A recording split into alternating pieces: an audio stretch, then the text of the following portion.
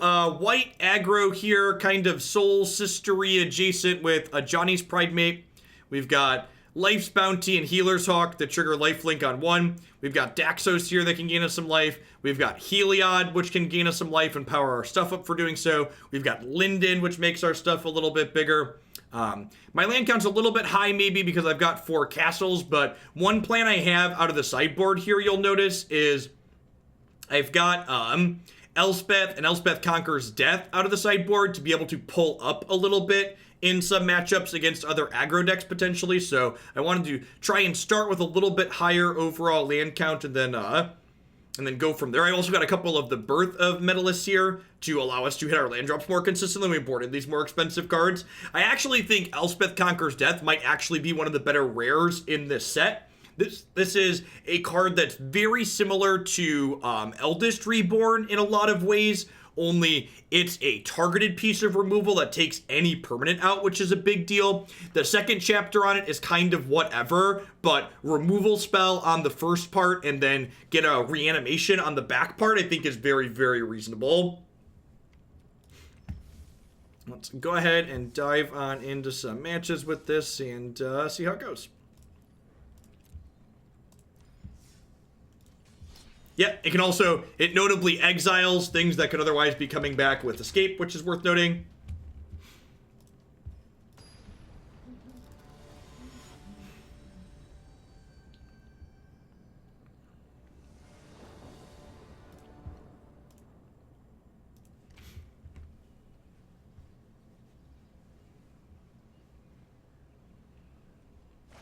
Did they re-add white to the game? They did.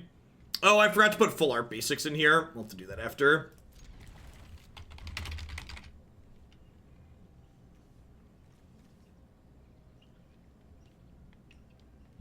This card may or may not be good.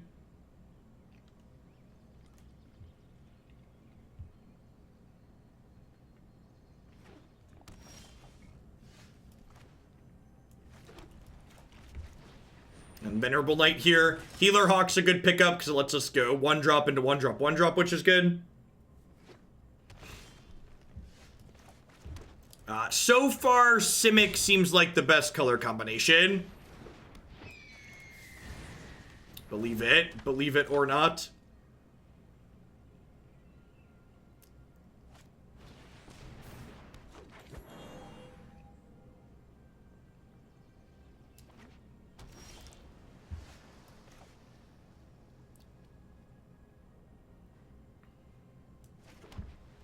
Huh?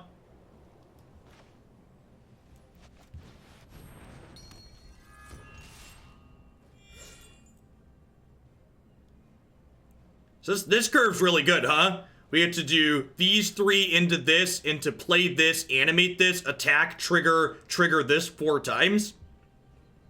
Seems like a very strong start here.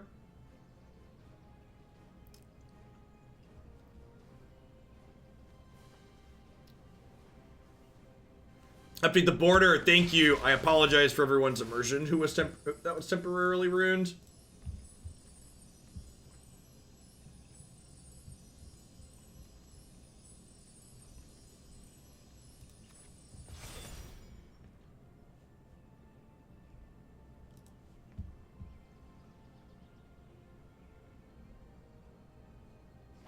This card will be a 5/5. Whenever we gain life, we put a 1/1 counter on target creature or enchantment we control, and we can give another creature lifelink till end of turn. This could very well be a Brazen Borrower turn or a Frilled Mystic, perhaps. Mystic Dispute, sure.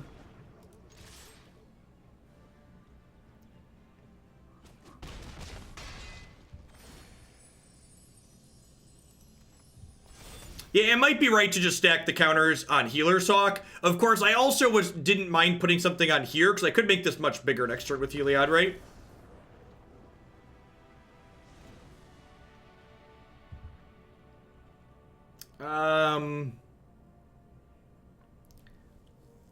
So, how crazy is it to just click Submit against green? I feel like it might not be too crazy. I think I'm just gonna click Submit. don't think any of these are particularly useful. And again, like, especially early in a format or when you're playing aggressive decks in general, if you're not 100% certain what you're supposed to be doing during sideboard, just don't.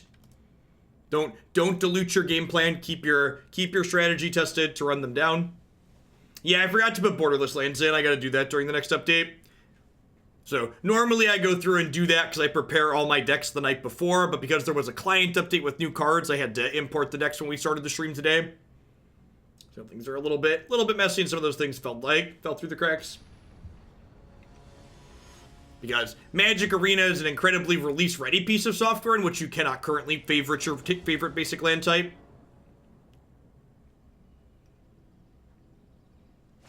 Tomik to fight Nissa. I don't know if I want Tomik in the main deck, but that kind of sounds like a reasonable sideboard card. I think that's a good idea. I'm gonna add 2 to 3 Tomik to the sideboard. I wasn't 100%. I think this sideboard with this list is the least certain of all the decks I put together. And again, like, sideboards early in the format too, a lot of spitballing, just like trying to figure out. You don't really know exactly what people are gonna be playing or not. I did see that. All the enchantments have sparkly borders.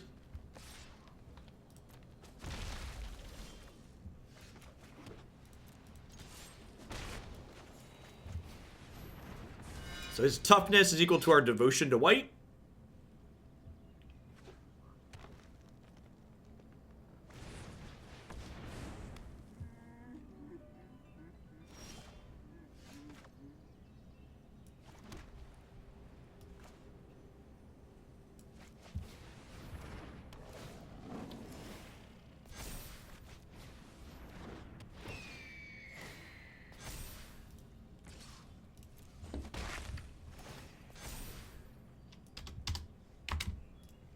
Good catch on the title. I missed that when I ran to the bathroom.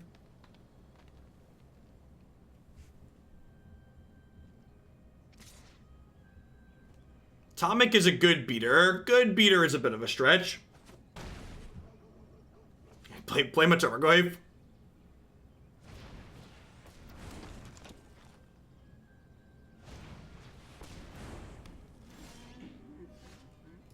So this is actually a really good draw because it lets Heliod come in as a creature because I'll have 7 devotion now. So it'll trigger Daxos.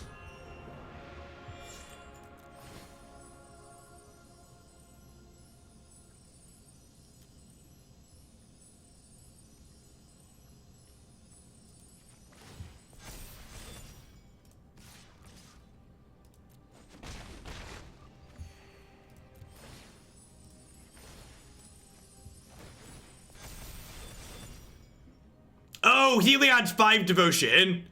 I had 7 in my head. You're right. The monocolored gods are 5. We were playing with the red-green one a second ago, right? Thank you for pointing that out. I appreciate it.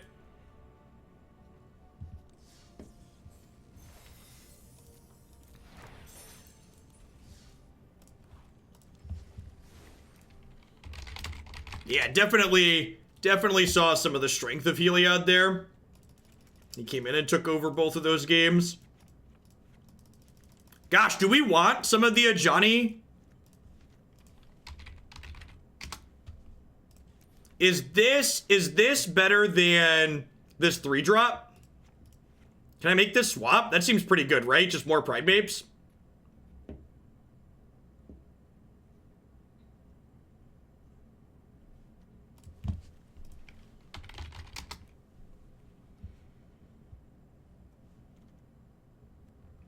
Tomik sounds good.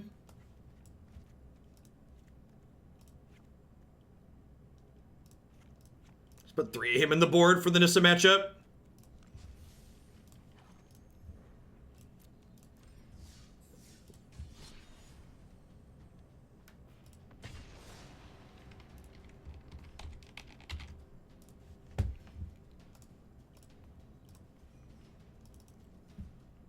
Gosh, Soul Sisters in Historic is going to be absurd. I might have to add. I think I'm gonna spend Dealer's Choice to add Historic Soul Sisters to the queue.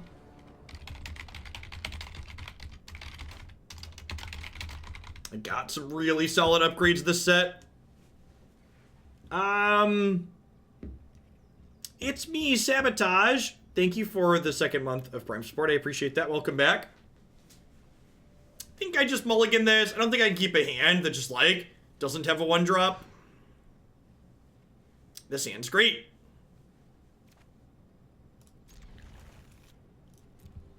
Big Red, thanks for the 2 months. I appreciate that. Welcome back. Thanks for keeping me around.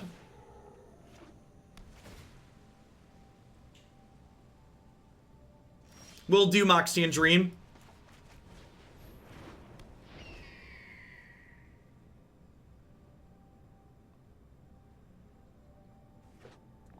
Can we still call it Soul Sisters, though, if one of the new sisters is decidedly male? Is that, will Wizards be upset with us? I feel like Wizards might be upset with us. You have a Mystic Dispute here? Soul Siblings. I like it.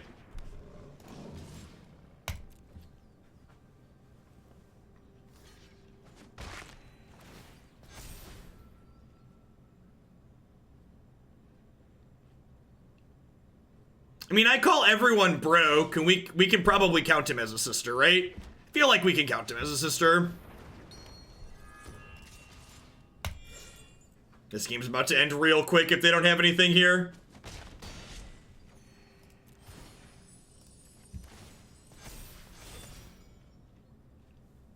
Soul dudes. I like soul dudes. Dudes definitely pretty neutral these days.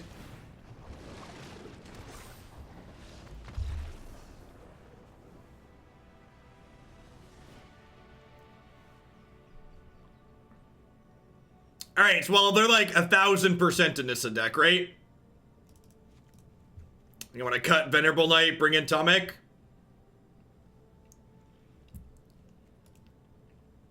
The new cards are not in Deck Master yet, unfortunately.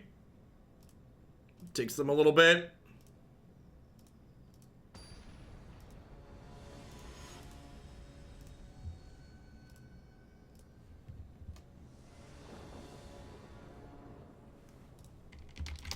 Yeah, I mean, so far our opponents have stumbled a little bit, but even when your opponents stumble in a deck like this, it's still pretty reasonable for, like, getting a baseline on your deck, because, like, we're learning how good our linear draws are, right, essentially?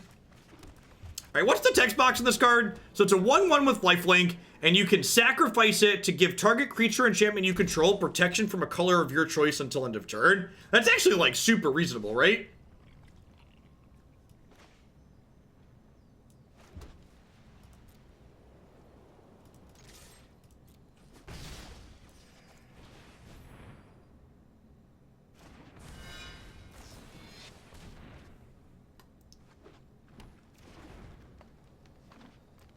Yes, and it also just, like, incidentally has lifelink.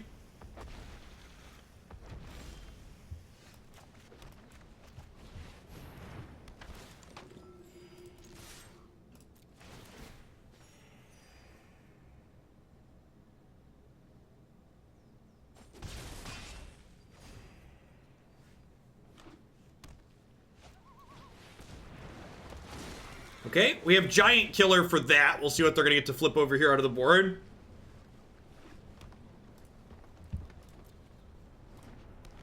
Nothing too impressive for their bin here for that to fetch back up. Which is good, because so far we're flooding. You have to kill this. They are gonna put Risen Reef back on top, because that draws them 2 cards here.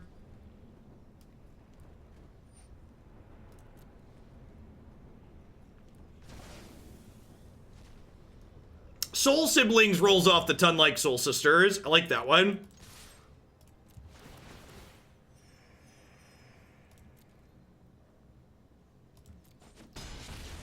And, like, this is a game where we haven't even drawn any of our payoffs, right? And we're still just, like, giving them the business. Like, we haven't found a Pridemate or a Heliod here. You put this towards Soul Siblings? Definitely, Mr. Missouri, will do. We're definitely doing at least one Historic deck tomorrow because Bob sent me a pile of money to build blue-white Planeswalkers in Historic. Heliod, please. Heliod, please. Another land. I think we're dead.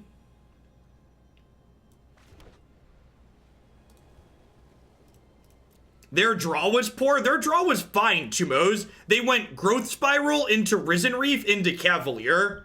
Like, that's probably above average for their deck.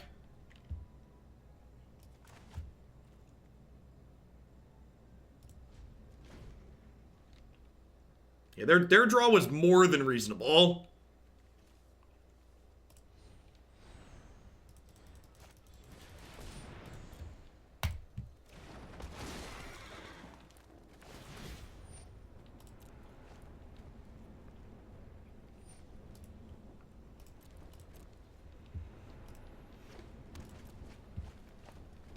This card's very good. Very, very reasonable.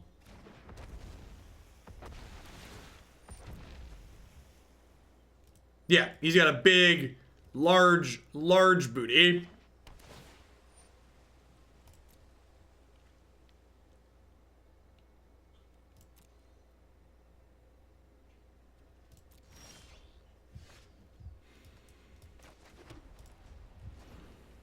Thick boy.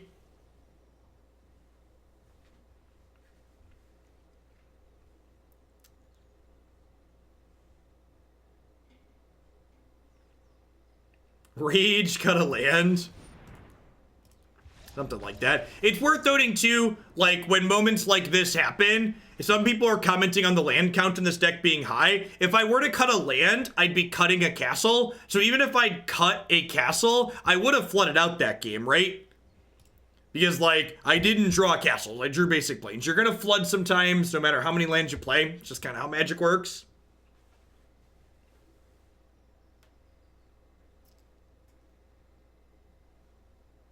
I mean, Heliod also does something very similar, full effect. So we have like 10 copies of that effect. We also have Loxodon, so if we just like draw 3 threats in Loxodon, that also allows us to apply a huge amount of pressure. So like, in reality, we have like 14 good payoffs that like turn our mopey creatures into something really good, which seems like plenty fine.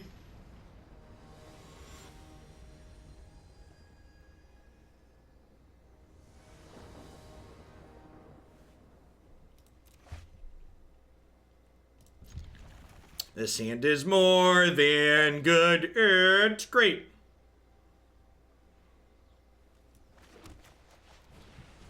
You need to cut all the planes for swamps. Yeah, we haven't drawn this card yet, right?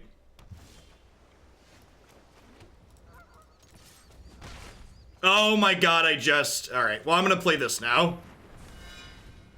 I was thinking through, yeah, yikes. We drew the planes too, woof. It's gonna be okay.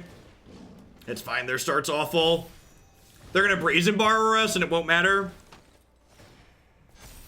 Nope, they have nothing. What did they keep?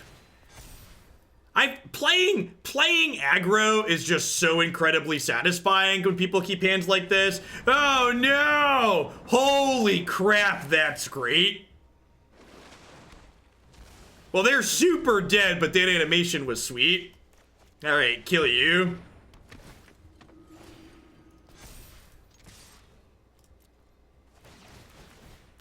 Whee!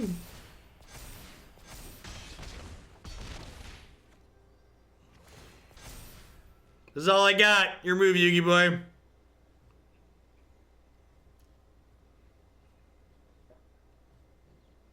Yeah, turn 4, attack you with my 10-10. This can tap a blocker. It's prime time. Thank you for the quarter of your odds. I appreciate that. Welcome back. Thanks for keeping me around. Gosh, I really hope this deck is playable. I think Magic formats where traditional aggro is good are so much better than not.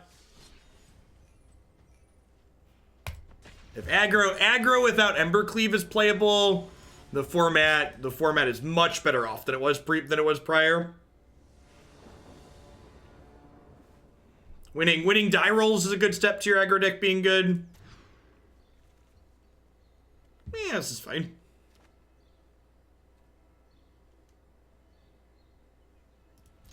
I think we don't actually know what the most popular deck in Pioneer is. I think all data on MTG Goldfish's website is incredibly biased by the fact that Wizards of the Coast makes their deck dumps artificially diverse.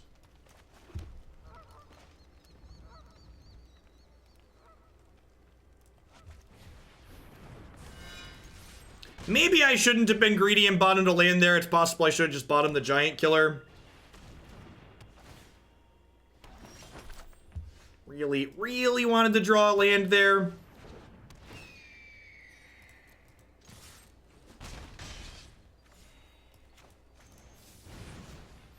If we hit the land there for Heliod, we would have been in an absurd spot. We could still hit Heliod this turn, right? Maybe I should have bottomed the giant killer.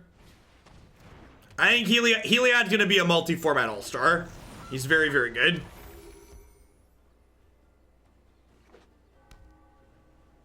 Four-color oven, you say?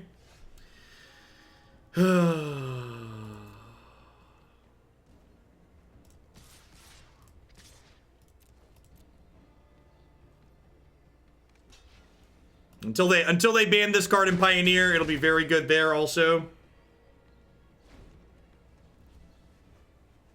Yeah. Negates or 3-mana Tef are good. Good anti-control cards. You also just, like, could play more Planeswalkers, too. It's a good option. Tap the Goose and upkeep to deny a mana. No, they just get to, like, use it with Trail of Crumbs during the upkeep, so that's not stellar. I want to use the Giant Killer to tap a blocker at the end of their turn. Is it Heliod or Walking Ball that eats the ban? Probably Walking Ballista, but Heliod will still be Heliod will no longer be useful in the format at that point.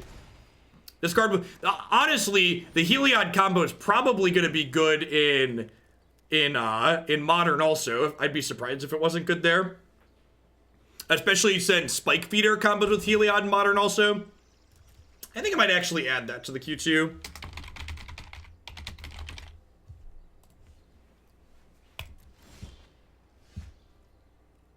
I think until Modern decides to prove itself otherwise, my plan is to do one Modern and or Legacy deck a week moving forward. So not a ton, but a little splash of it.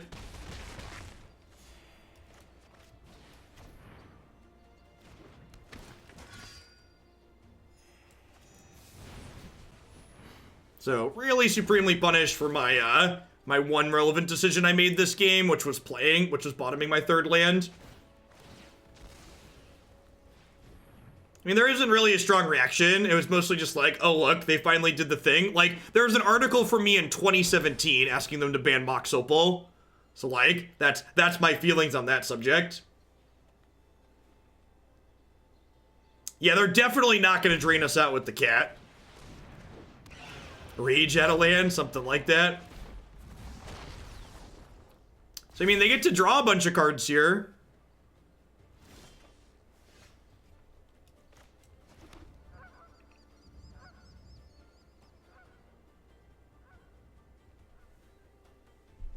So, like, at this point, do I just tap this?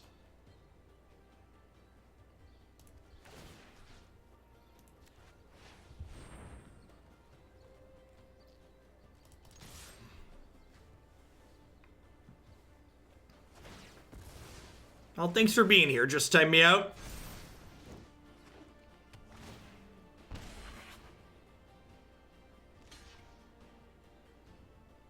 So they're about to draw infinite cards here. They need to loop through this cat twice, and it's 2 draws per loop. I'm only hitting them for 5, and they're gaining 2 on these loops too, so I'm only netting 3 damage on them. Yeah, I think I needed to hit the Heliod before they hit Corvald.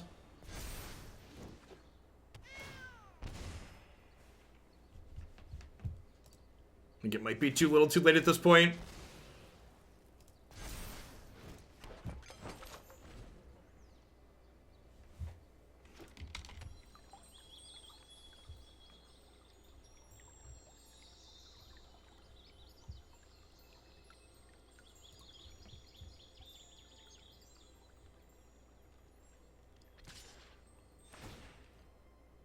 Okay.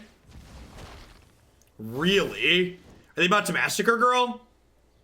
Is that what this is? Feels like a Massacre Girl. Definitely can right-click concede to that one.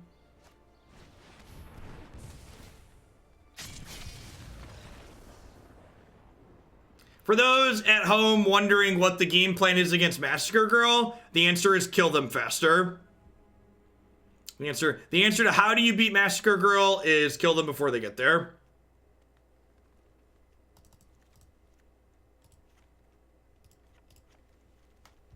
Bring in these for good flexible removal. Click submit. Maybe I'm supposed to bring in Revoke Existence too. I just don't want to like be too interactive. We're definitely the aggressor in this matchup. Yeah, if you get to 35 life, you could Ajani after, potentially. Definitely a real thing. Easy mulligan here, no second land. Yeah, that sounds fine. Full bottom giant killer. Our ideal draw is a Pridemate on 2 into third land on 3. Deep ZTV, thank you for the brand new Prime support. I appreciate that. There's a lot of great people you can send that to every single month. Thanks for sending it my way this month. Welcome to Hoaglandia. Alt plus F4 removes Massacre Girl from the stack. Not on a superior operating system. Alright, we didn't hit the Pridemate, but we hit the land at least. We got that going for us. So next turn, we'll play Heliod, which will pump up our 1/1s. And then we'll get to drop Linden and just attack for infinite. Oh, I think I missed your dono. I definitely didn't, Niv. Whoop. Thank you for the support. What are the odds with Modern back on the table? We could turn Mythgard submission into Jeskai tempo. I don't know. I'm not doing Modern submissions for tier 3 subs, Niv. Oh, with the 20? All right, yeah, sure. Sure. In.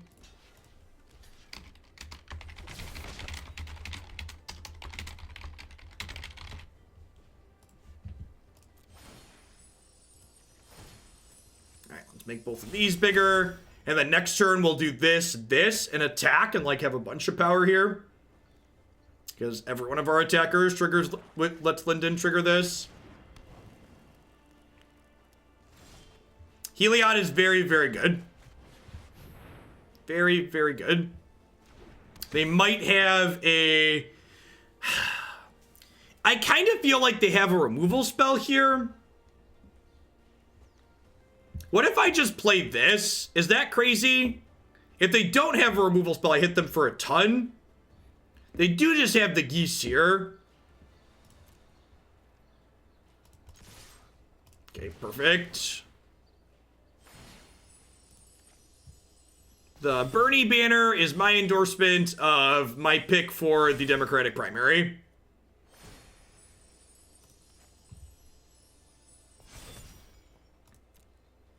Oh, I do have this. Oh, I should be putting extra counters on this, huh? Because I can sack this for protection. God, this card is sick. I didn't even think about that.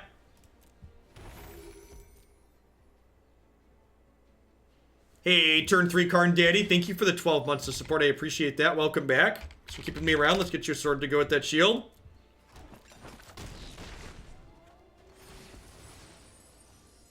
Yep.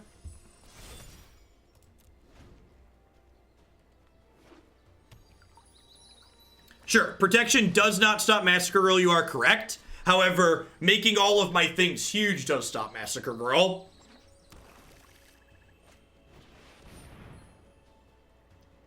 It does not stop that, however. Woof. That's brutal.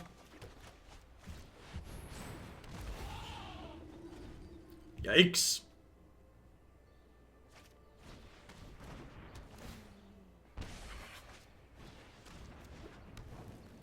Can I ask why you changed my mind on Bernie is too old? Because after learning more and following all of the other candidates, I don't trust anybody else to be as progressive as Bernie Sanders. I trust Bernie Sanders to pick a progressive running mate more than I trust anyone else currently running in the primary to deliver on progressive policies.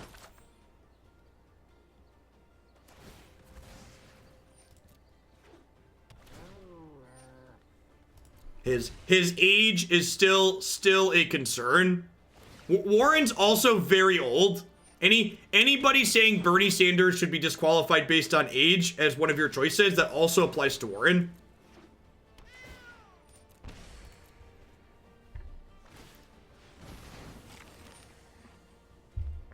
All of the progressives at this point are fairly old.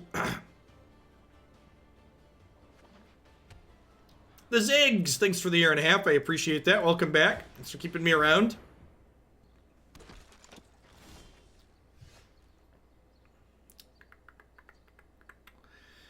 If I activate the castle, I'm one short of playing Loxodon, so I think I attack with these two, will castle at end of turn, and then on the next turn I can castle again and then Loxodon.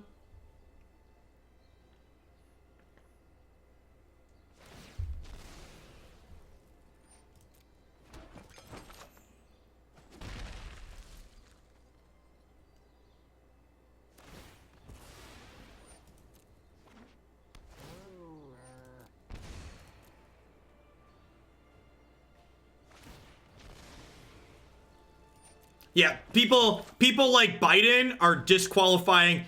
Trump and Biden are also old, chat, but they're disqualifying to me as a voter for entirely other reasons. Namely, their policies.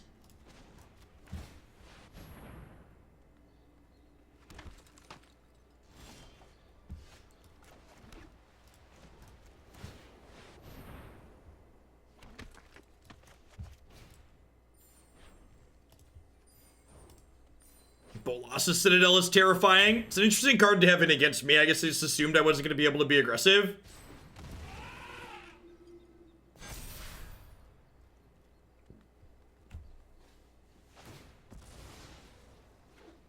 Thanks for 27 months. Alex, I've been advocating for a Mox Opal ban since 2017.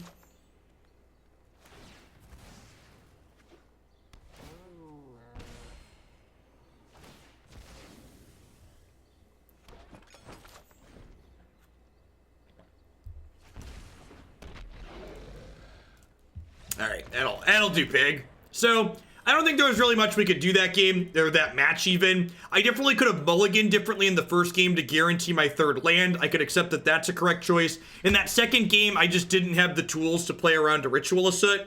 We set ourselves up to play around a Massacre Girl as best we could, but Ritual Assoot was just a total blowout.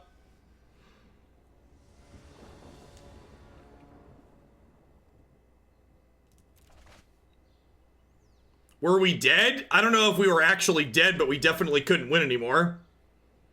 Is there any indestructible for white? There's the 3-mana card, but that card's pretty impossible to hold up.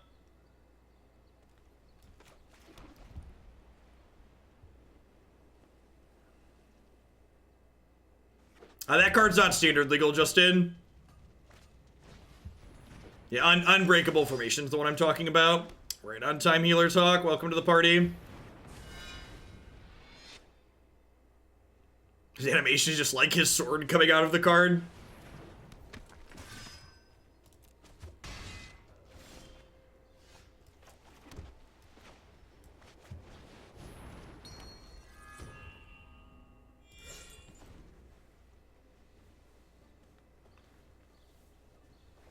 So next turn, I can go Giant Killer, Healer's Hawk, Loxodon.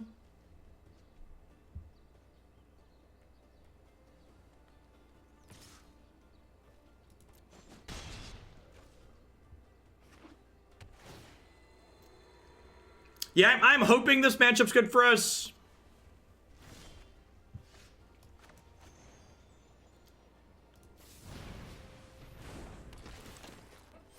Oh yeah, I forgot Talrand is legal now. That's definitely a card I kind of want to brew around.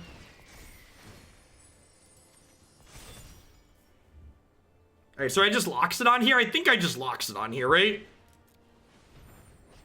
It's pretty unlikely that I'm dead next turn.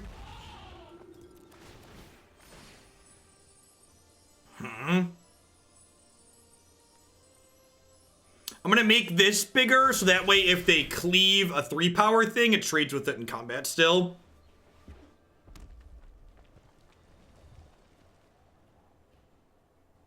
Heliod is absurd versus Embercleave. How is Heliod absurd versus Embercleave? What does he do that's relevant there? I must be missing it.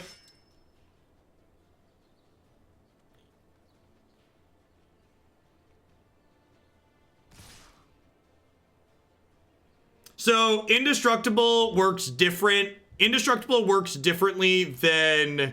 Right, if I block this here, this could be 8, 9, 10, 11, 12. and then I still live, so I'm gonna eat their lord.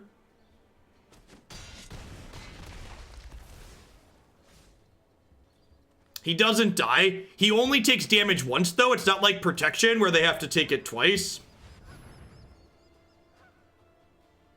Indestructible does not lose to Questerson. It's not like protection.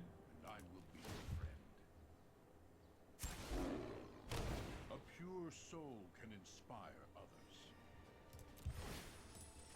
They did just sack a lord to bluff Cleave, which I agree is definitely on the crazy side. Yes, game solidly over here.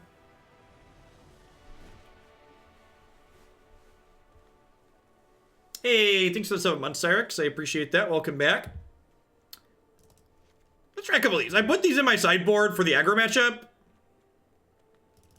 Giant Killer doesn't seem particularly good here.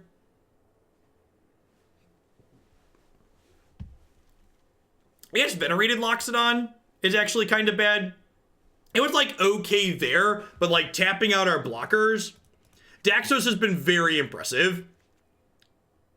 Card has felt super reasonable. This can kill Embercleave. Is our linear game plan better than their linear game plan? Maybe. Especially when we gain a little bit of life. Not Revoke for Cleave. Revoke's not an instant, so like the fact that you have to like take a hit to the face with Cleave seems less appealing. Although I guess we are often going to have a lot of life, huh?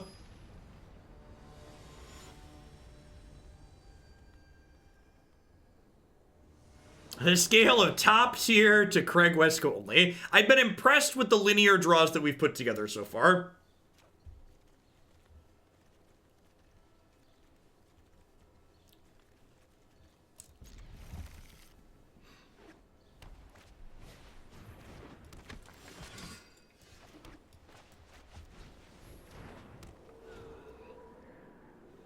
One of the kind of sweet things about boarding this card in when we board in 5 drops is this card's kind of a land without having more lands in our deck.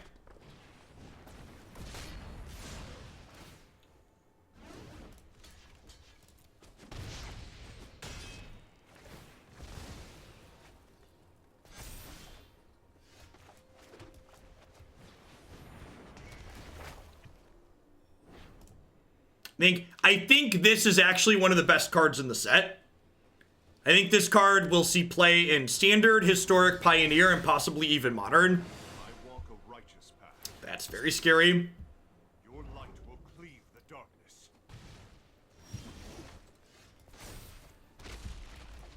Yeah, Wall of Omens adjacent is accurate.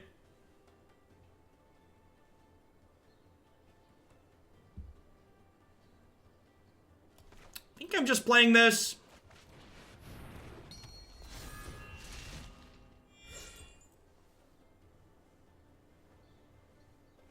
Glass Casket. Yeah, maybe. I didn't think that I really needed a bunch of cheap removal in this deck, but maybe I'm wrong. I will lend you my strength. This is the part where we get Ember Cleaved, right?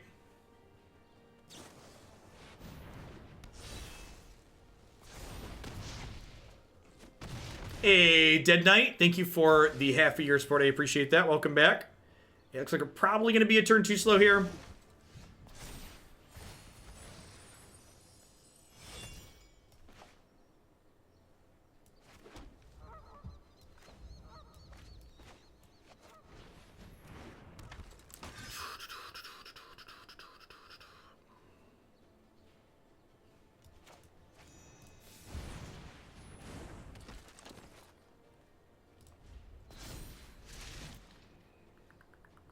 So I can give the Knight lifelink here.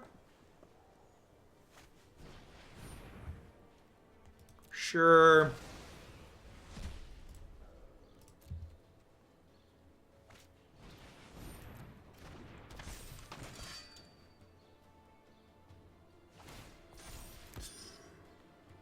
Share my light.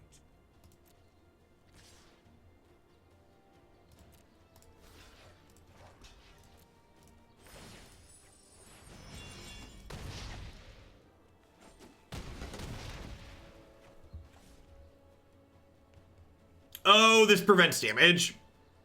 Sure. I'm just dead, right? Yeah. They're a little too slow on the draw. Too slow on the draw versus Embercleave at least. If they hadn't had Cleave there, our O4s might have pulled us through.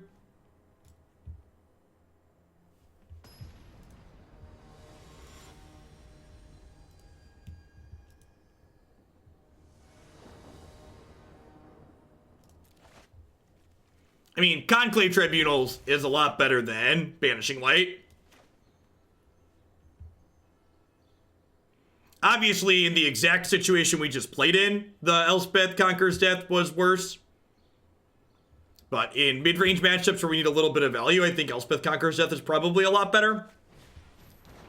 And I don't know. The actual answer is maybe you're right and this card's not good, but there isn't a substitute for hard work in Magic. There isn't a substitute for just getting practice in and figuring things out. So the answer to, is this card ideal? I think so. That's why I'm playing it. If I didn't think it was good, I wouldn't play it.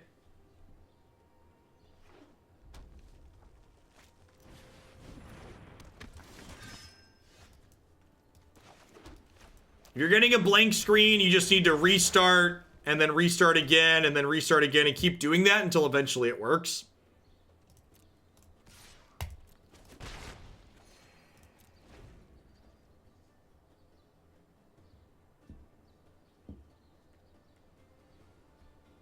I mean, even when people send me money to play a deck, I still tune the details.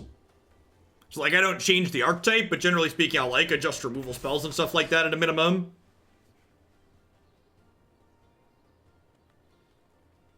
They have a shock here. This is definitely a shock, right?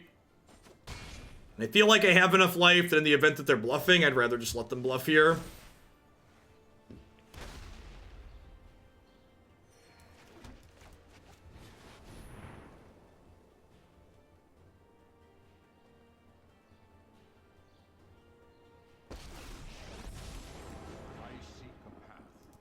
I guess if they have a shock, they get to kill my thing here in response to it getting bigger.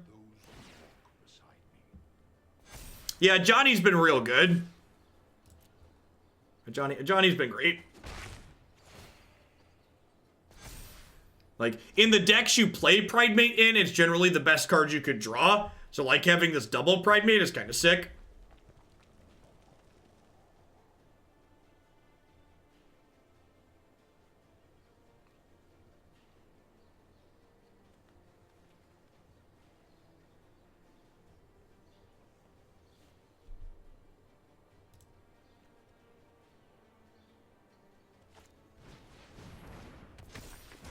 What's that card sleeve from? I have no idea.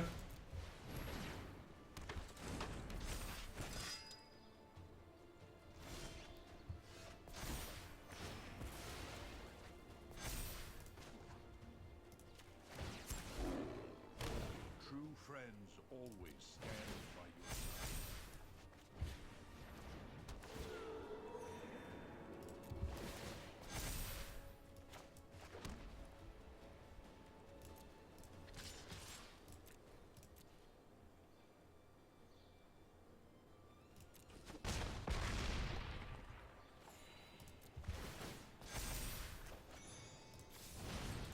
So it's a giant killer, that one. And then play this and pump these up.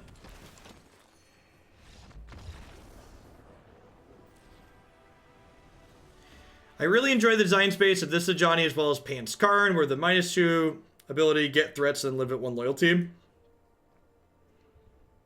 Yeah, gosh, do I want... I kind of think I want to go... I think I want to split Loxodon and this Ajani 3/3.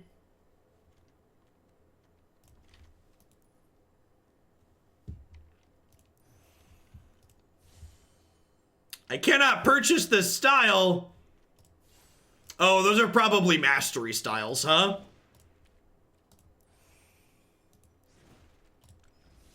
They're probably mastery styles. I bet they will take my money in their mastery styles.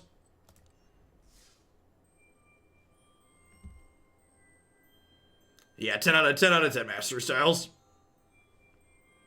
We'll get Theros for now, or Erebos for now, and we'll work on the White Mastery next.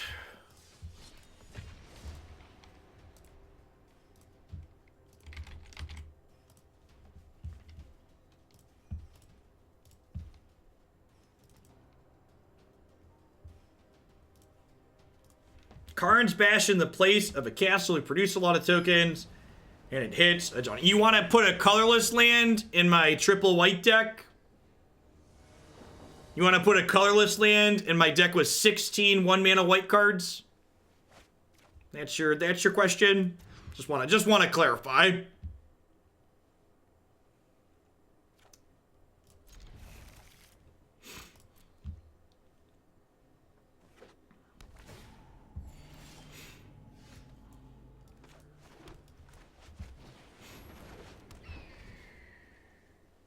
Make whale noises and buy mastery. Listen, chat.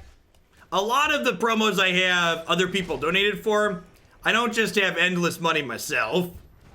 I spent over $2,000 on Magic Arena in 2019. I'm aiming to spend slightly less than that this year.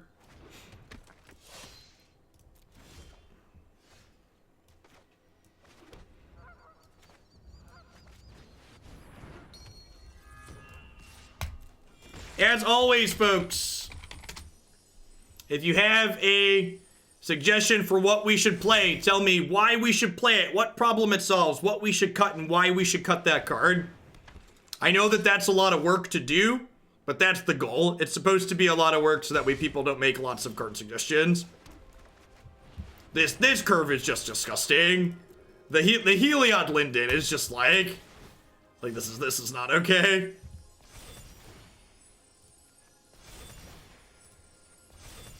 Alright, attack you for 11 on turn 4.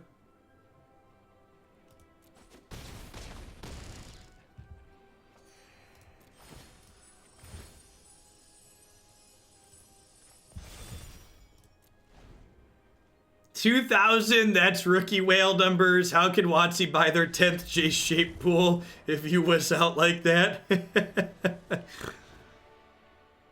$2,000 for job-related. I mean, that's just for Magic Arena, right? I have other job-related expenses that aren't Magic Arena. All right. I don't know what I really want to sideboard here. They're probably a mid-range deck. Do I expect them to have things that this tags? They had black-white lands in Hero. Do I expect them to have, like, what's it called? Like, Seraph Ascendant in their deck? Was my computer more than $2,000? I think it was slightly under that, if I recall. I have to go back and check my receipts.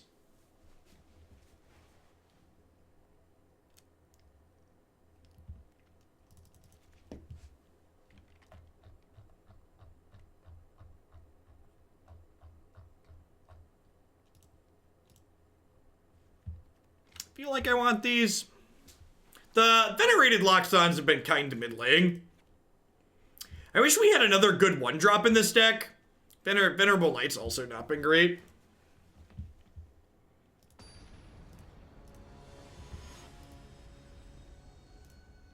Yeah, fireballing people with Grey Merchants up next. We're going to play this deck for another half hour, 45 minutes or so. Then we're going to roll on into some Black Devotion.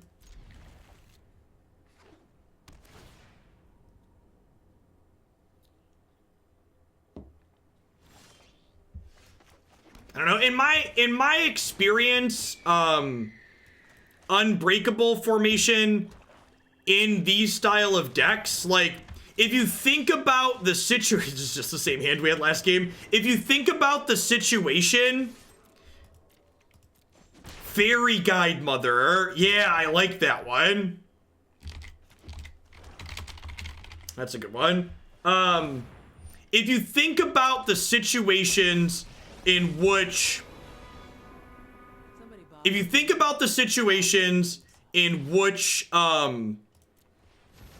Unbreakable formation actually counters a sweeper, it doesn't often do it. Most of the time when that effect is countering a sweeper, you're tapped out. The sweepers that happen when you can actually hold 3 mana up are really late, and you're probably beating them anyways. Legion's Landing's not standard legal. That was an Ixalan card. Resolute Watchdog doesn't attack, right? The card is Defender. Reno Sabe, thank you for the brand new Prime support. I appreciate that. Welcome to Hoglandia. Thanks for keeping me around. Hope you're having a good one wherever you are.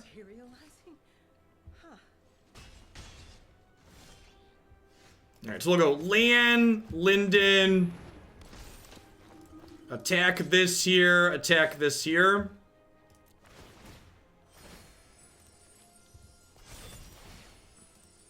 Didn't Bodyguard also rotate?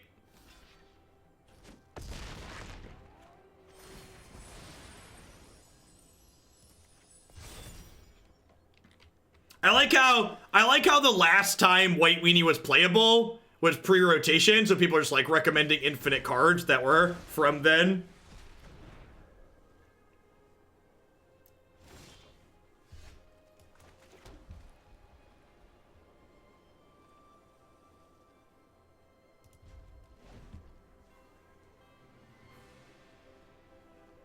Why are we playing history, Manalia? Can we get on that one?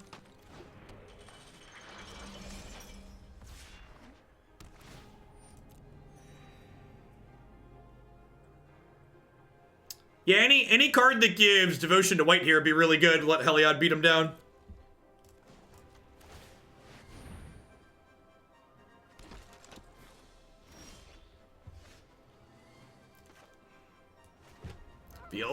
Feels Magic Man.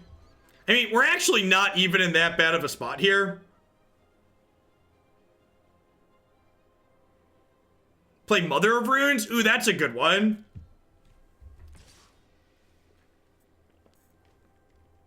Law Rune Enforcer is just bad Giant Killer, right? I guess we could play it in addition to that. Like, we could play it also, I suppose. I require servants. Your corpse will volunteer.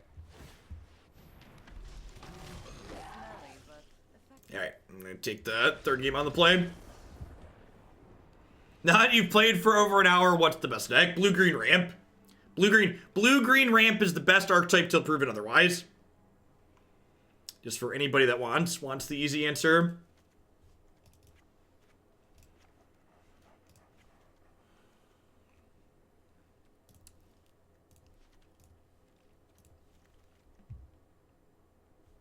I bumped to Daxos. It even has the best animation. That's true. It has the best animation in the new set, too.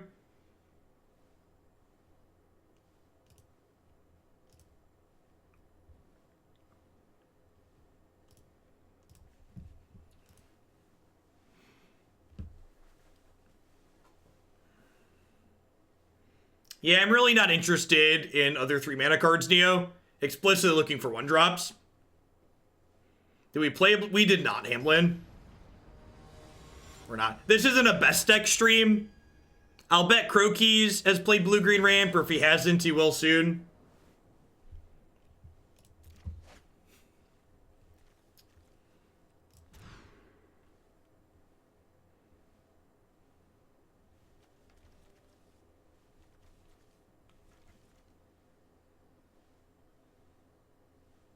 Is that not how you pronounce his username? As a Twitch streamer? It's Croquis, right? Yeah.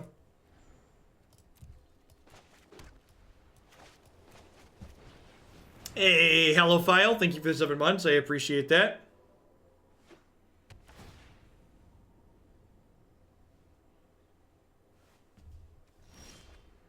Does crafting all the commons and uncommons for opening packs do anything? Yeah, it makes all of your commons and uncommons start filling your vault sooner.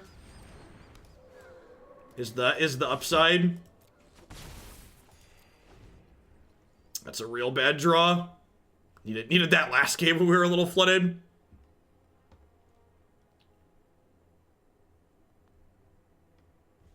What's Beloved Princess? Oh. Beloved Princess might be playable. As far as, like, unplayable white 1-drops go.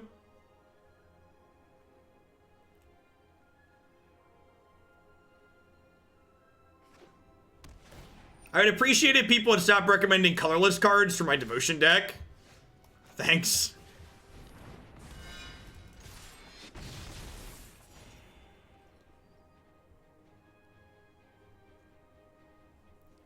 So we really just want to draw lands for the next 2 turns. So that way we can like giant kill or something. Draw like lands for the next 3 turns. We can like do this on curve.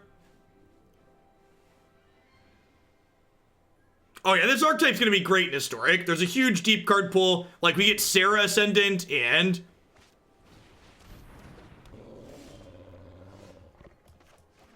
Wow, that dog is mean.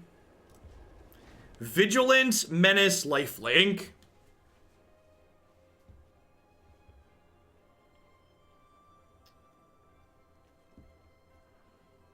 He's got some keywords, chat. I think I just ditched Giant Killer here. It doesn't really do anything at the moment. He's a questing beast wannabe. Land. Alright. You know, all things considered.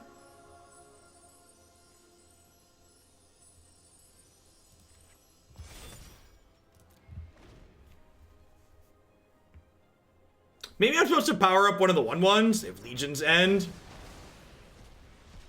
Super unfortunate. Oh, I still have a 3/4, sure.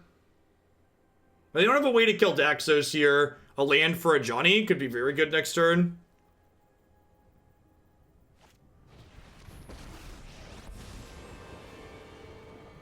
Dispelling phantasms makes me feel good. You're back. Good for you. Shuffling me off my mortal coil. Land, please. Alright, you know. You can't always get what you want. But if you try sometimes, you just might find you get what you need.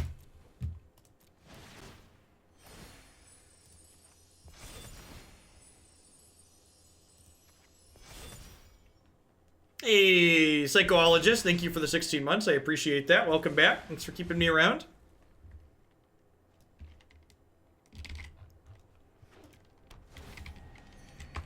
Hey, Keijin guy. Thank you for the 21 months. Thanks for keeping me around.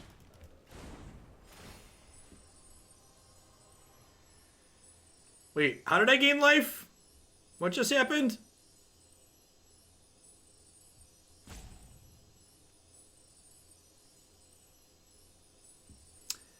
Daxos is on dies too. Oh, look at that. The more you know.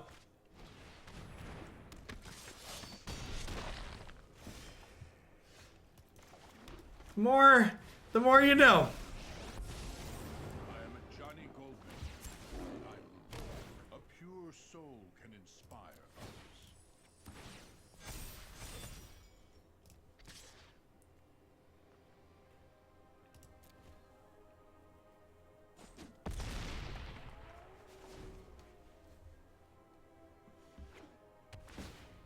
Gosh, if their last card isn't good here, they're so far behind. That's not even... Okay, so if we draw an untapped land next turn, we're just going to put them in the ground, right?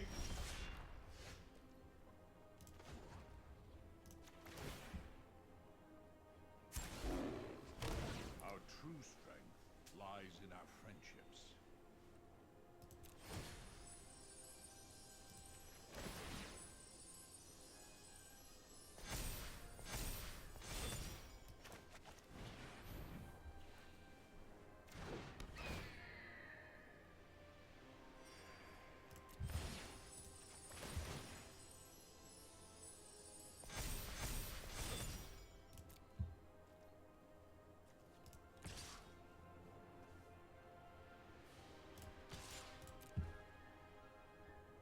Hey, GD Green Ridge. Hope you had a good stream. Thanks for the host.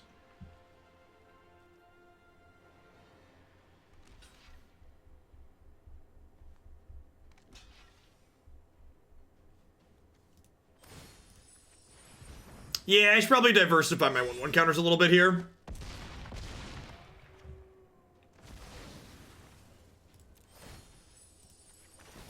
Make the other one a big boy too.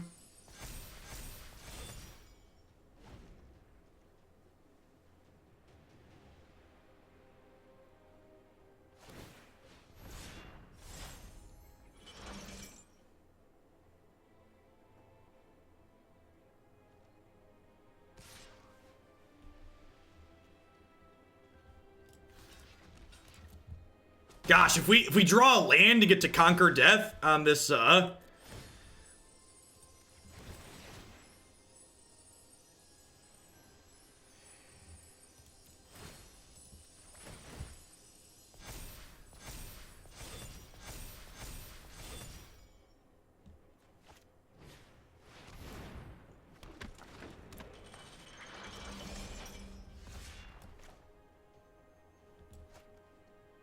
you're at least 15 more life, exile him and everything they control. All right, so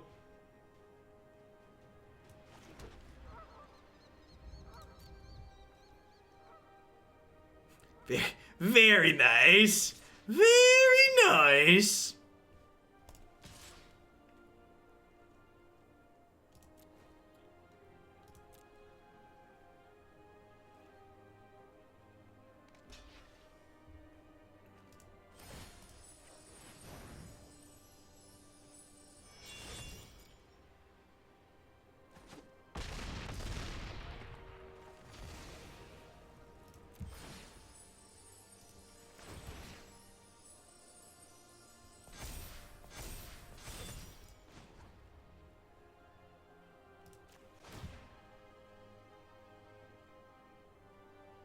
Bye, friends.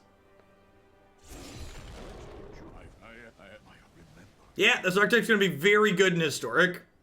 Very, very good.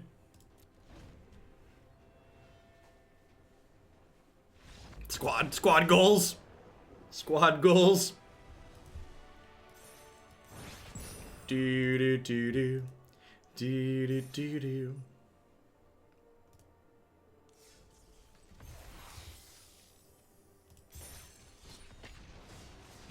Great.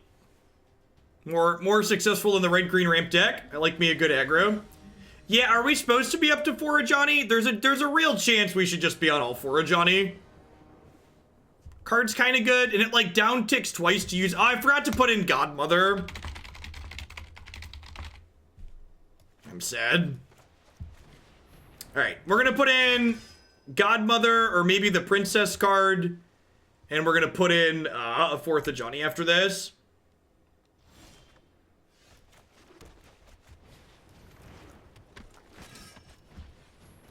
Although, the pair of knights look okay here. Is it worth it to craft all the shock lands? I mean, if you're gonna play standard, you're gonna need shock lands. They're also very playable in Historic. They're also super playable in Pioneer when that format eventually makes its way to Arena.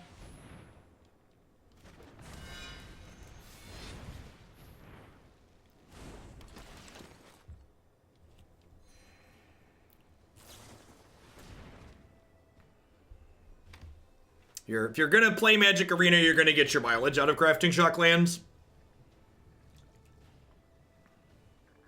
Yeah, this really isn't White Weenie. Definitely closer to a more traditional Soul Sister style deck. Heliod. Heliod's like sneakily the best Ajani's Pridemate they've ever printed, right?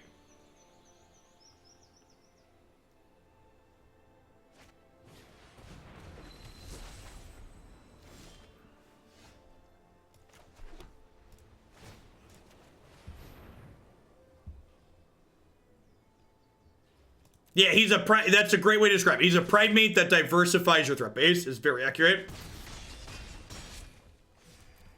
Go. Hazad Marshal. I don't know what that one does offhand. That's the one that like makes an extra token or something, right? When you attack with multiple things. I don't know. If you're attacking with 2 other things, you're probably winning the game anyways. I like that Faerie Guidemother would randomly let us jump our giant creatures over their battlefields. So I feel like playing Faerie Guidemother would let us punk people out a non-zero amount of the time.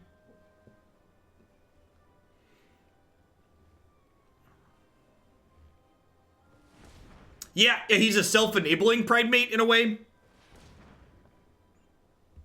Hunted Witness is not wait, is Hunted Witness still legal? Hunted Witness might still be legal. Is it? It is, right? That was guilt? That might be the winner, actually. Together, we will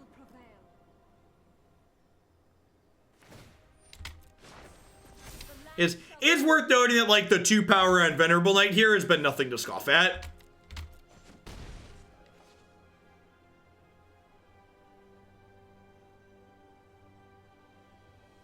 Yeah, I think I would. It's also possible I don't like want less than 4 giant killers main. It's also possible I just want more. I want more than 16 1-drops is also a potential thing to consider.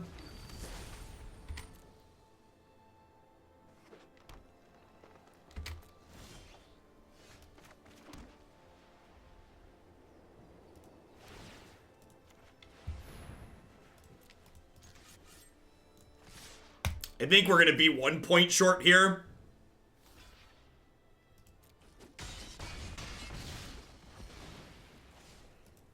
Maybe if we get lucky, this giving protection plus the giant killer tapping something can sneak across the finish line. Yeah, having 8 flying dorks is probably great.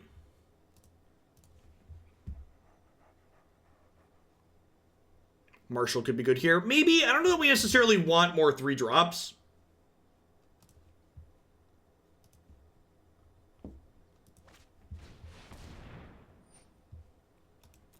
Lands do not have a color. They are colorless. The land fights for us. Oh, they also just have infinite mana to tap our board. When people are asking what the best deck is, I think it's this archetype that our opponent's playing until proven otherwise.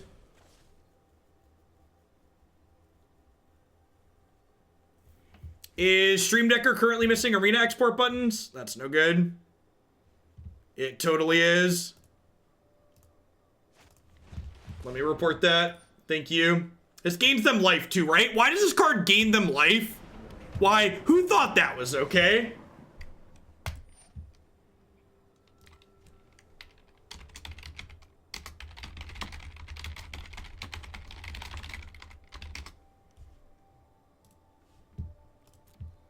The animation is great. The card itself is a huge mistake.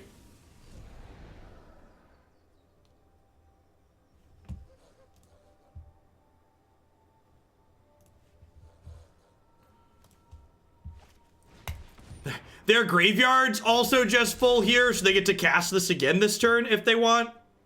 Oh wait, did they tap off a blue?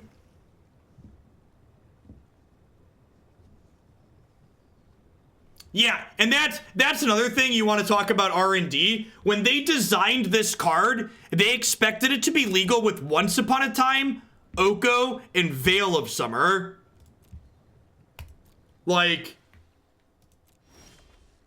you just like I can't even put into words how like I don't know.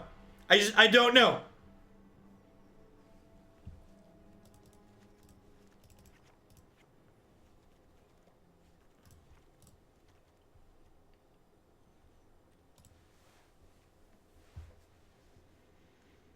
Every format needs a best deck that is just decided that blue-green was going to be the best at every format, right? Something like that. And we're going to try and slog through this one. We're going to make a couple of changes. I'm going to try the Faerie Guidemothers in a match or two and put a 4th Ajani in here. And then after this, we've got Citadel Devotion coming up. It also accelerates for Field of the Dead. Yeah. Yeah, God, that card's got to be absurd in like Yarok Field if that deck was legal.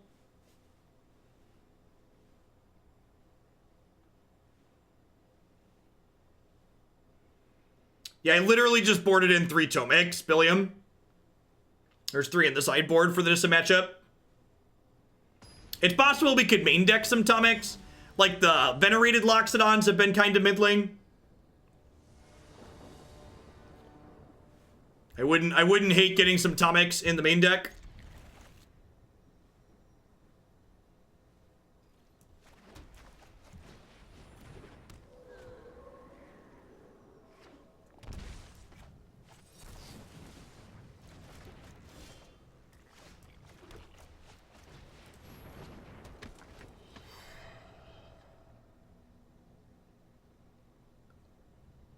Why did green get this card? Why is this card cast off a forest?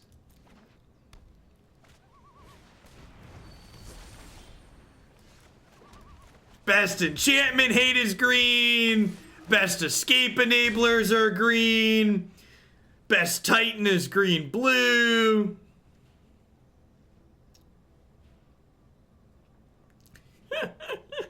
All right, let's draw a Heliod here, huh? Or an Ajani or something.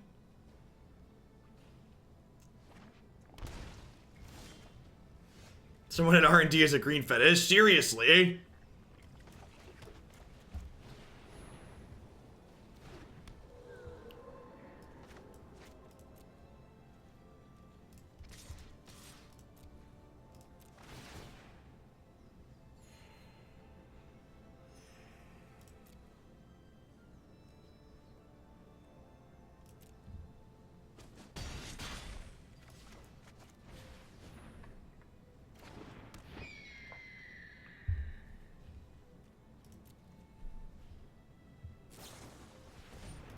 Interesting that they shocked in there. Do they have like 2 growth spirals here?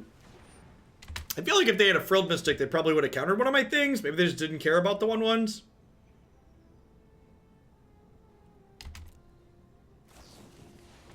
Yep.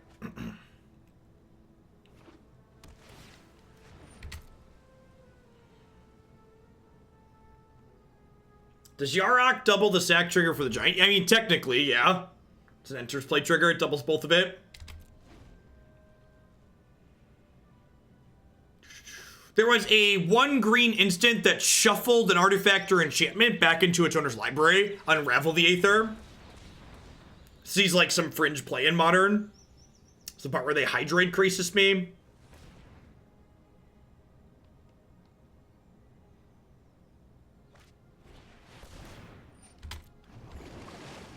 Need to draw one of our payoffs here. Okay, that'll also do in a pinch.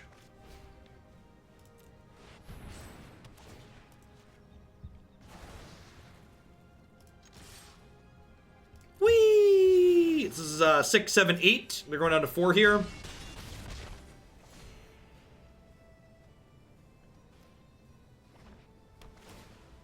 We drew casual 3 cards last turn. We'll see what else they get to do here. Okay. Do they also have a Cavalier of Thorns? Do we have Hushbringer as a sideboard card? I don't really want Hushbringer against the green giant. The giants. It stops their giant from dying, right? Gives them a 3-mana 6/6. That doesn't sound great. It also doesn't stop Hydrate Crisis. It also stops Daxos from triggering. So, Hushbringer does not seem like a particularly good card. If Hushbringer stopped Hydrate Crisis from doing its thing, it would be fine. Ha! The fact that this makes a white token saved them here, right? If this had been a green token, we would have been able to give protection and hit them.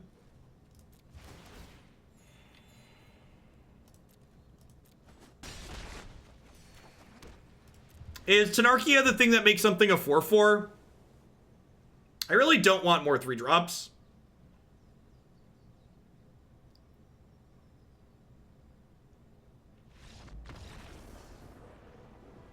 Okay, we're on the scoreboard, which is, honestly, the fact that we just won this game where we never drew a payoff seems really, really sweet. It kind of surprises me.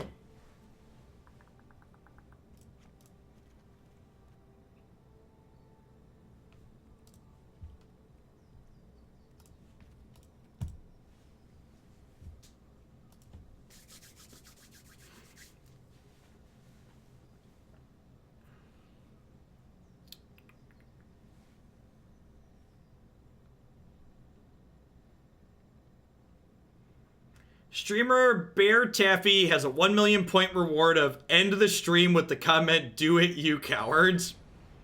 I feel like Shillionaire here is worth way more than that.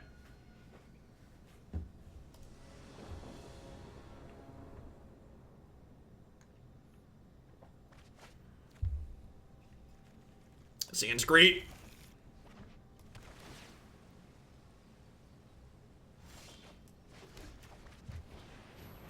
Eidolon of Obstruction. Is that the one that impacts Planeswalkers? This doesn't seem particularly useful. Especially because Nissa just gives them so much mana. Will you stop it? Bad opponent.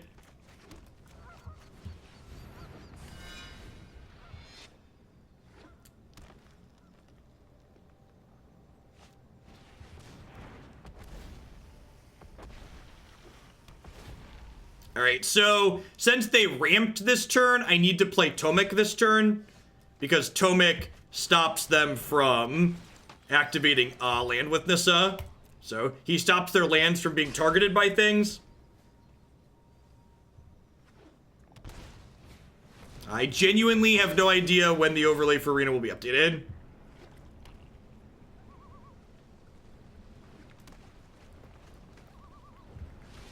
Cavalier Thorns is real good. I think we just play Heliod.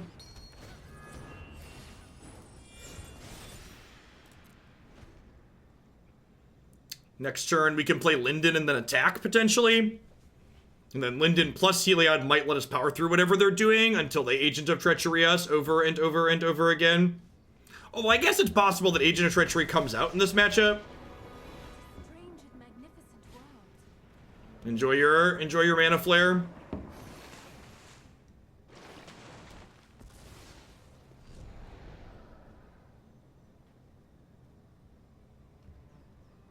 Should I have made Heliod a 6/6? Behold, nature's true power. It will eventually be a 6/6.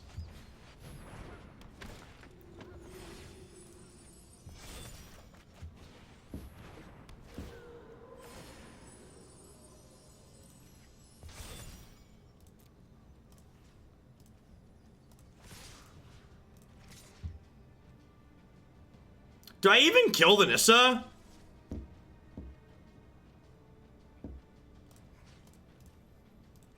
I think I just do this, huh?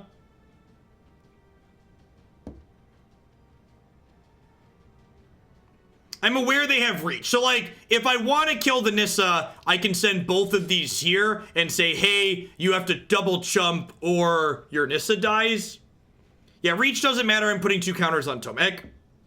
They have another Cavalier in here, though. I kind of feel like the face is the place.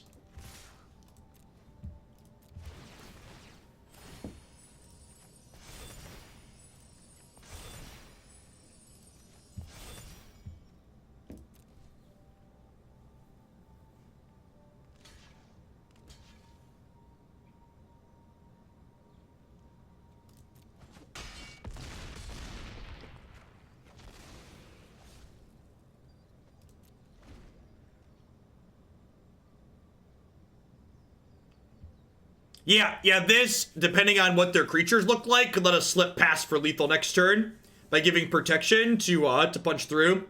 There's a good chance this gives us lethal. Also, maybe I should have put all the counters on here, so that way this could be bigger. I guess there's 7 powers either way. So next turn, we're going to get 1, 2, 3, 4, 5 triggers, so we can make something a 12/12. They do have enough to escape this, though. I was kind of surprised they didn't block with this to put their other Cavalier up on top.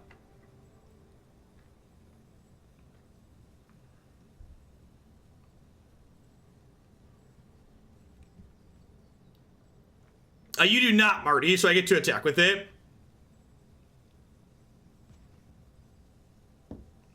Hey, QJC, thank you for sending your Prime this way again. I appreciate that. Welcome back to Hooglandia. Yeah, have to hit mass manipulation here. So we're dead. We could beat Agent of Treachery, but we couldn't beat that.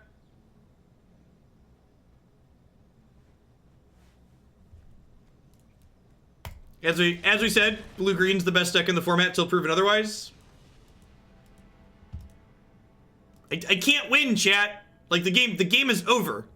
Like, I get to keep a guy, sure, but like, the can't win anymore. Like, I get it. I'm not dead on board that turn, but like, they have reach.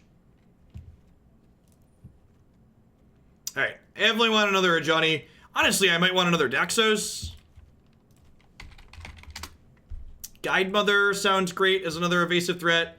And then just like, put a pair of Tomiks into the main.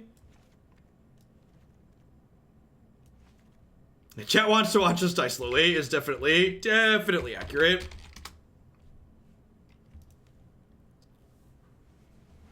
Yeah, it's very possible I just want 4 of this card.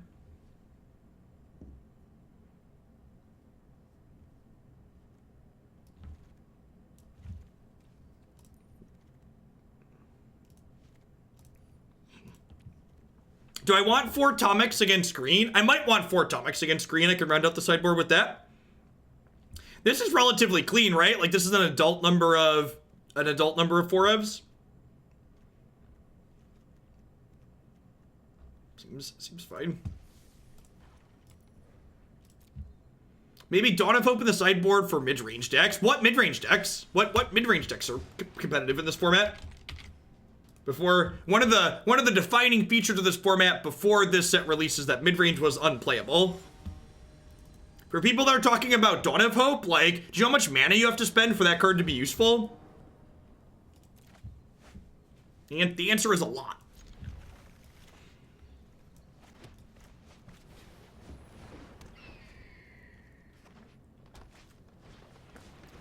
That's an interesting thought. The extra Daxoses just give you a whole bunch of life, too. Lucian's great.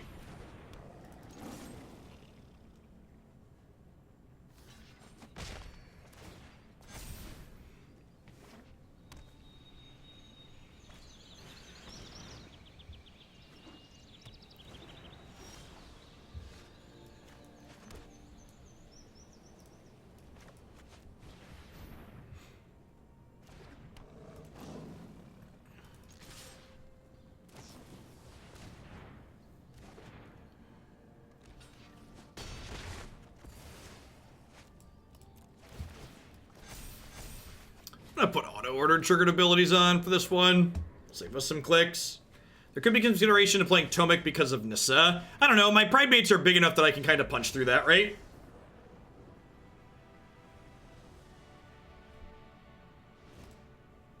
The arena client might need to be restarted. It might need to be restarted.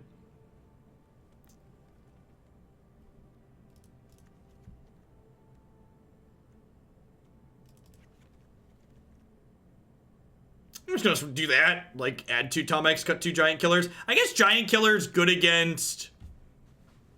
Giant Killer is good against, what's it called? I'm gonna cut a land on the draw.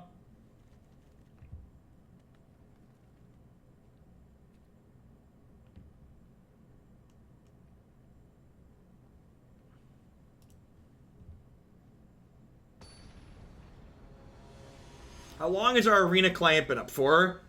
No, it's about the same. Like 90 minutes or so, maybe a little more than that, which is about the norm.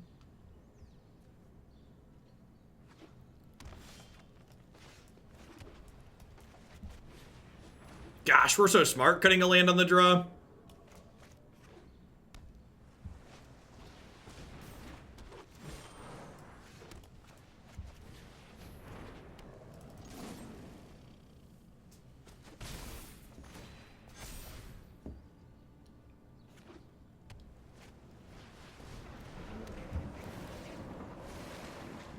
Yep.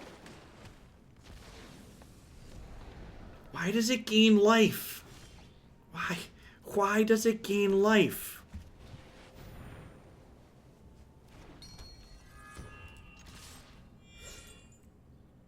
The animation is very, very good.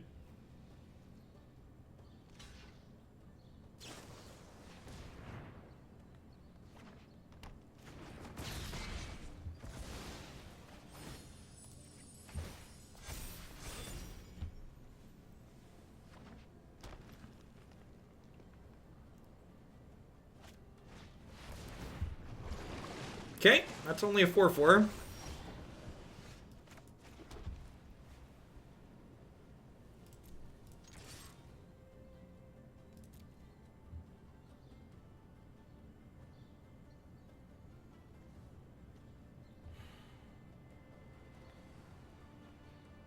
Did I miss attacking with this? I missed attacking with this.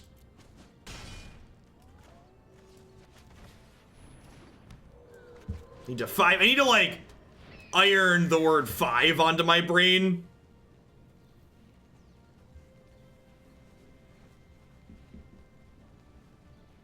Five is pretty easy to get to. In reality, it's 4 others, right? Like, not even 5, because it counts 1 for itself. Oh, good. The client's hung? These people are great. Buy their stuff.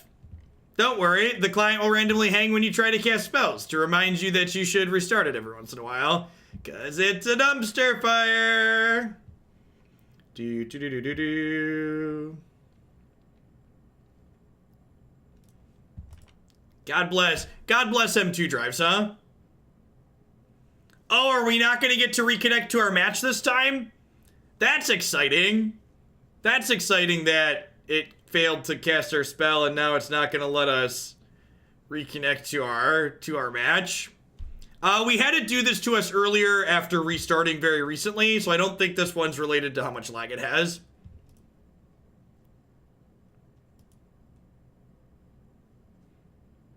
Gosh, sometimes I wonder what would happen, what arena would look like if they would have cut just one of the arena invitationals last year and instead taken that $750,000 and hired like 3 or 4 good programmers with it.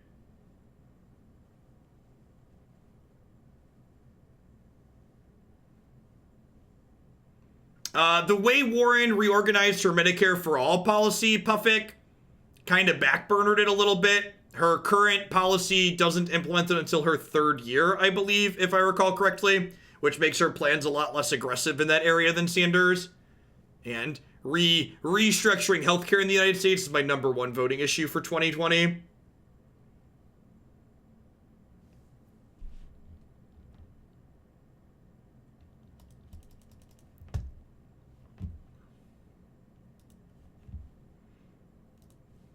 Third restarts the charm, right? Third restarts the charm. Yeah, Bernie. I think Bernie's also the most realistic candidate for beating Trump, especially among the progressives. The amount of money he's raised alone from largely small donations is absurd.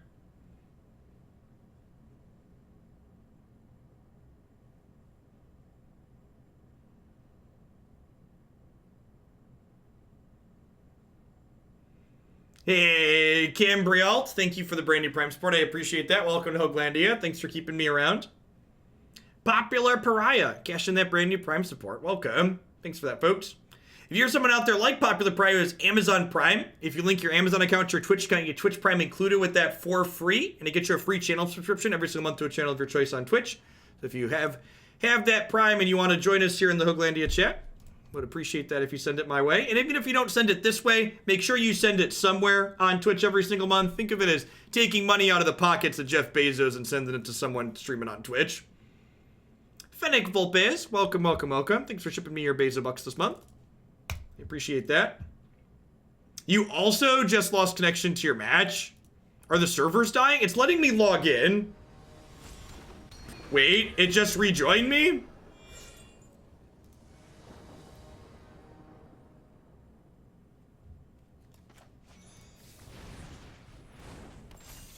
Wait, did I actually not miss anything? Weird.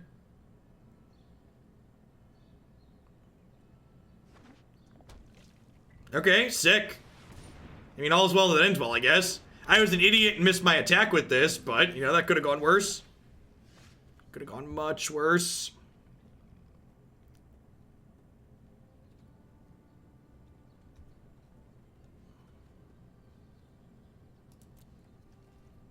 Yeah, maybe their server had a hiccup. That could have been it.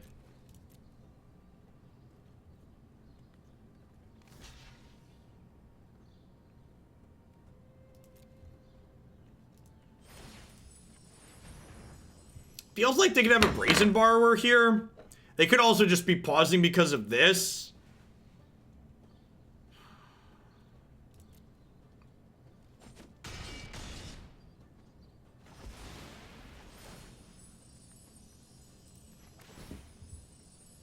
Jonold Donathan Jondin, thank you for the quarter of your support. I appreciate that. Welcome back. And Naf, thanks for the brand new Prime support. Welcome to Hoaglandia. Hope you're having a wonderful Thursday. Happy release day, even if we are hitting a couple hiccups along the way. Okay. Okay, we're actually like super far ahead here, huh?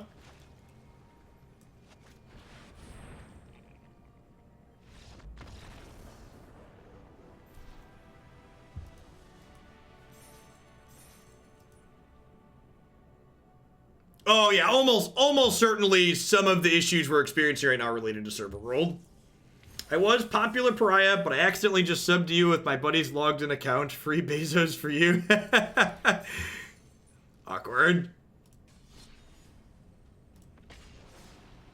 To set a bar that's incredibly low, the blue-black mid-range deck put together looks more promising than some of the other ones we played in recent memory. Alright. This has been a long set with this one, but I'm kind of enjoying this archetype. I like aggressive decks. This one's got a nice slant to it. I'm gonna play this last match with this deck, and then we're gonna take a quick ad break. When we come back, we're gonna do some, seeing sick. After that, we're gonna come back with some mono black Citadel Devotion. And don't go anywhere. As long as we have a good audience today, we're gonna run extra late. Hey, Gerald Wisdom, thanks for the brand new Prime support. Welcome to Hoaglandia.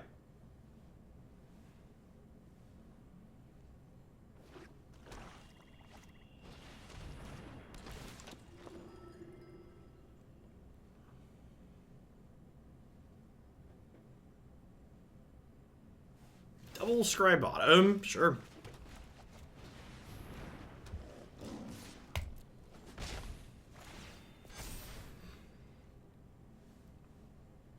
Let's bump Blueback midrange, get up above Zoo. Sounds good, Night Stars. Thanks for the biddies, I appreciate it. Tomorrow's stream's gonna be all Magic Arena. I think we're gonna do a historic deck to start the day, but we're gonna do a bunch of standard right after that. Hey, I'm glad you like it, War Hero. Yeah, I think all the build arounds that are currently in the queue got built on yesterday. Pioneer on Arena 1. Pioneer on Arena is probably 3 to 4 years out, if not more. Well, was that the best draw in our deck? Pretty sure it was close to the best draw in our deck. So we'll send Heliod here. We'll send this here. We get 2 of these triggers, which gives us 2 Heliod triggers. Mayo Strawberry, welcome to Hoaglandia. Thanks for the Prime support, I appreciate it. With Double Strike, count lifelink twice. It does, Sheriff. Every time you gain life, it triggers individually. This card is super powerful. This card is more impressive than I was expecting it to be. Alright, so we want to draw anything that gives 2 or more devotion here.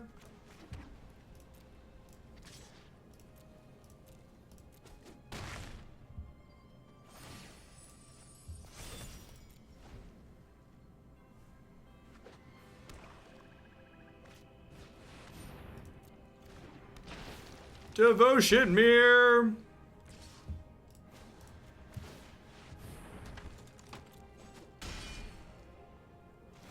Here's Gary.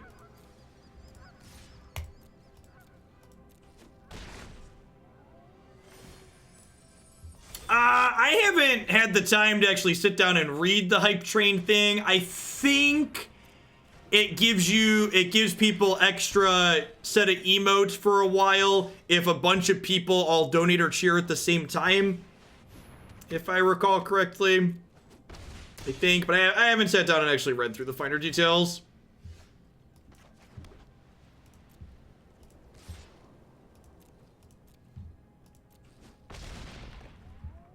Hey, Thrin, thanks for the support.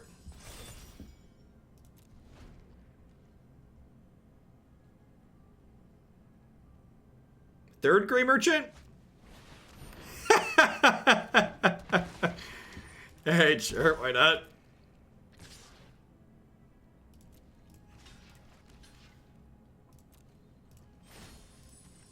Alright, so let's give this lifelink. Let's make another token. I'll effectively take 3 here. Hey, Kai. Thanks for the support, I appreciate it.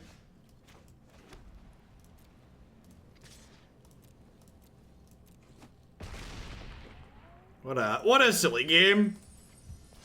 Am I dead to the 4th merchant? I am exactly dead to the 4th merchant, huh? Oh no! Oh wait, I can protect it, right? Whew! Almost had an accident.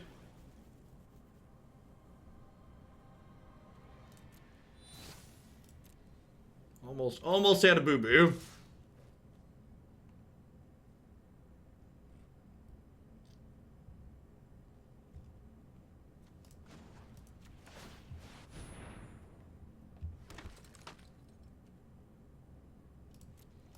Oh, I needed to give her pro black because I can't put a counter on it now. Good call. Actually, that's fine though, right? Because the way they attacked here, I actually want to put a counter on one of these because I can have this kill the Kaya now and then have this hit their face.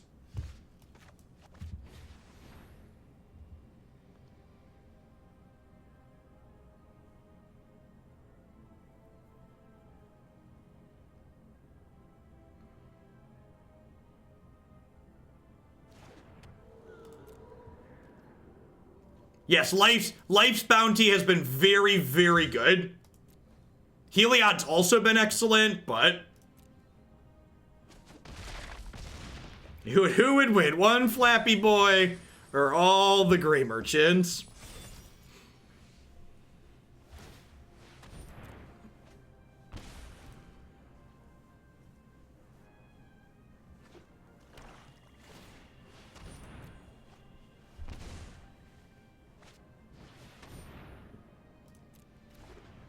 You got me.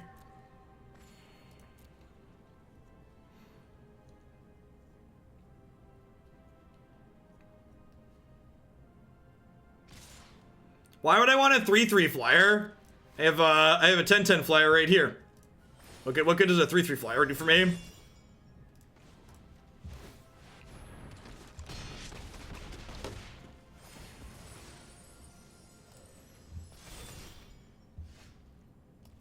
Alright, sweet. We get to diversify our birds, chat. Begin bird diversification.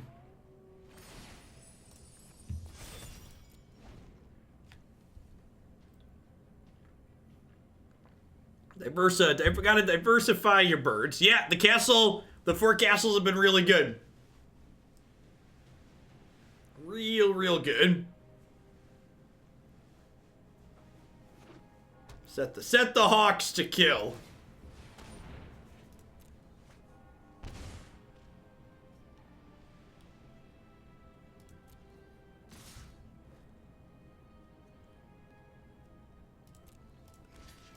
If I block here and gain 1, I take a total of 8 down to 13, and then they have 13 devotion. So I'm actually gonna block like this. Oh wait, they only have 4 lands, right? So I don't need to play around a Gray Merchant. I don't need to play around Gray Merchant, right? They played a Godless Shrine for the turn, and they only have 1, 2, 3, 4. Okay, yep. I was calculating if I needed to play around Gray Merchant. If they still had a land drop, Gray Merchant would be lethal here. So I could play around that by blocking with a 2/2 instead. Onset nonsense. Thank you for the 17 months. Welcome back. Thanks for keeping me around. Fenlurker, sure.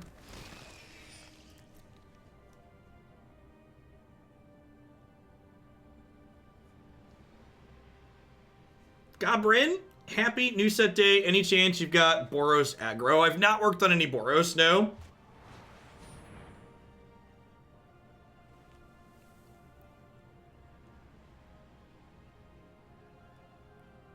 Are you kidding me? Are you kidding me? Oh no! I even counted to play around it. No, it's only creature you control. Good golly. Hey, thanks for the biddies, Percy. Well, you know, well fought. We almost beat them in spite of flooding. That was definitely not a card on my radar, huh? That flick my gray merchant was not something we had on the list of things we were working around. Elspeth conquers death sounds great. Giant killer seems less than stellar. This seems reasonable. I'm gonna run it back. Didn't play around Flicker of Fate. That's true. They did play Charmed Prince. Prince Charming is a card we saw that we could have been playing around. Okay, yeah. So I should have gained one more. I did activate Heliod Wildfeather. I did in fact do that. I could have blocked with a 2/2 though and been 1 life higher. So I counted being dead to a Gray Merchant with 13 Devotion.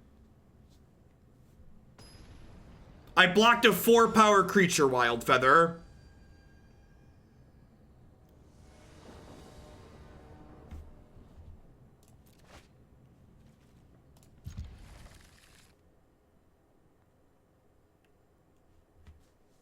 That's not how lifelink or life loss works.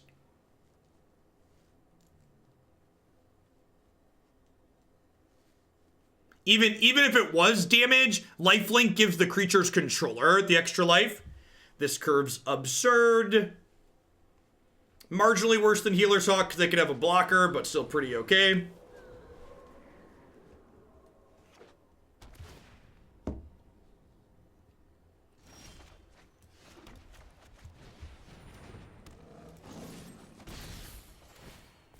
Nah, blocking to kill was unnecessary. I had plenty of lifelink. I should have just played around a flicker effect.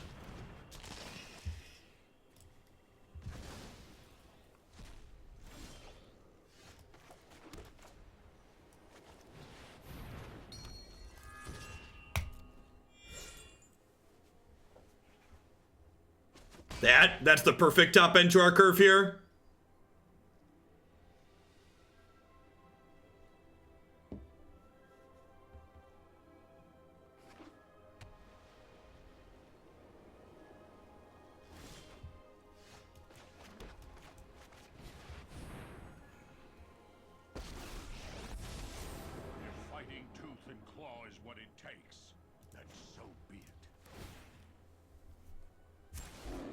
I think I start with this. Lies in our friendships. Oh, why didn't I attack with Heliod? Because I'm dumb. Because I'm dumb.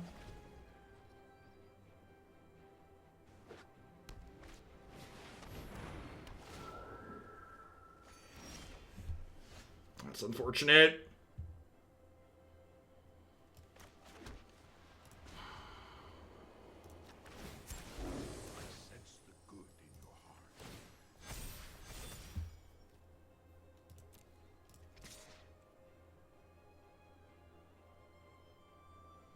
Yeah, but like I still could have played around that, Eggs. You shouldn't focus on the fact that your opponent got lucky. You should focus on what you could have done to, like, not give them extra outs. You can't impact your opponent getting lucky. You can impact you giving them extra outs.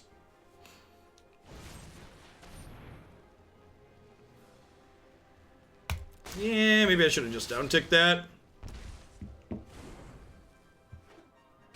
Also possible I could have just attacked with this last turn. Maybe that's better.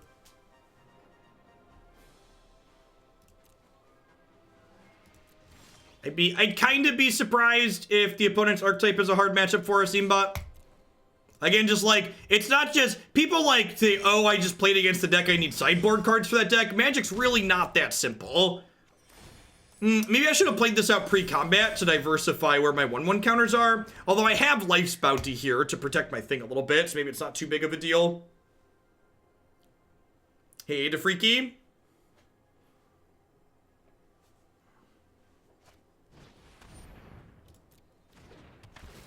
Perfect. You rock.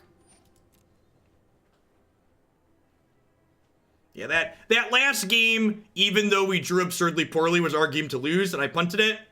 Feeling pretty far ahead here as well at the moment. Our board will not have a fun time versus Kai's Wrath. You know what? If my opponent's mid-range deck full of creatures has a bunch of Kai's Wraths in it too, that's great. More power to him. You can't beat everything. It's just like not how Magic works.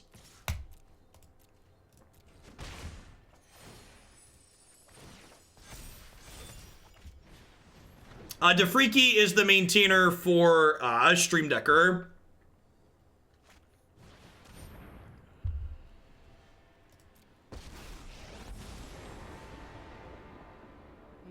Glad to be here. Your problems are my profits. Huh? I think I just let this happen. Look to see me no more.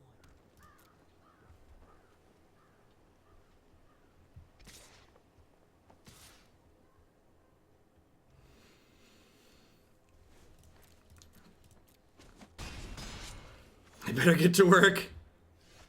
Daxos!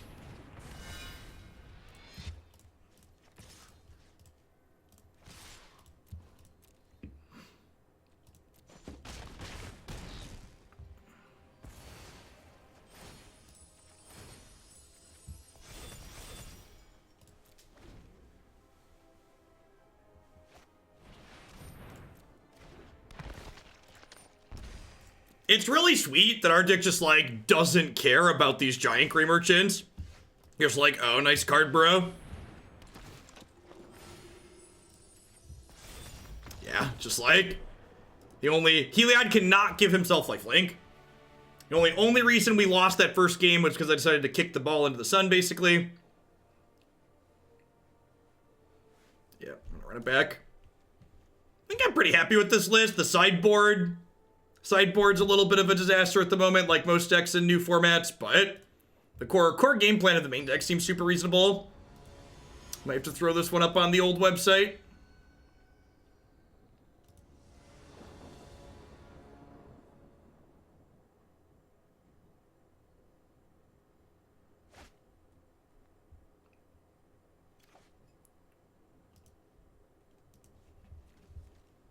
Dance great.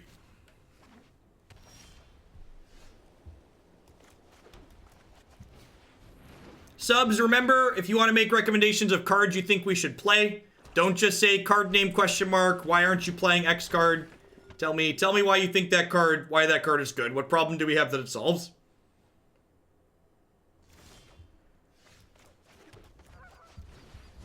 This draw was good, assuming we find a land, for sure. Tomik is an aggressively costed flyer that's also main deckable Nissa Hate. So Tomik stops Nissa from making their lands into 3/3s.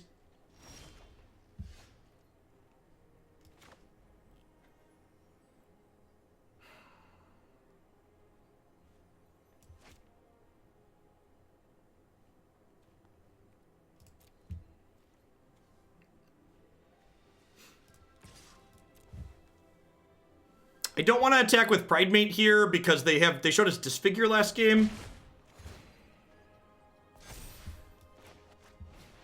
I think I want to just play these. It might be right to play a Pridemate this turn. Mortify, sure. Yeah, it might have been right to just play a second Pridemate out.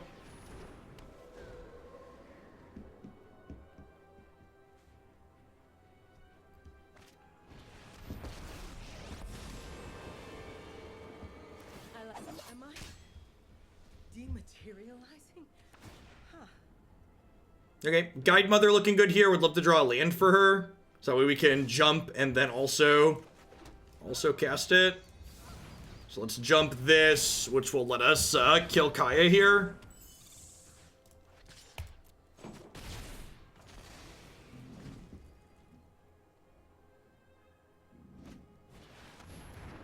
Spin Tomik here.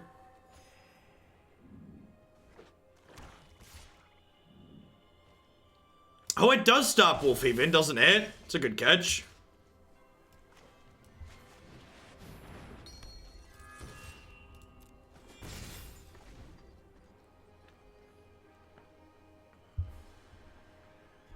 It's a good pickup here too.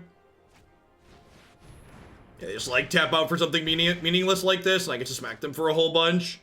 You got no blocks.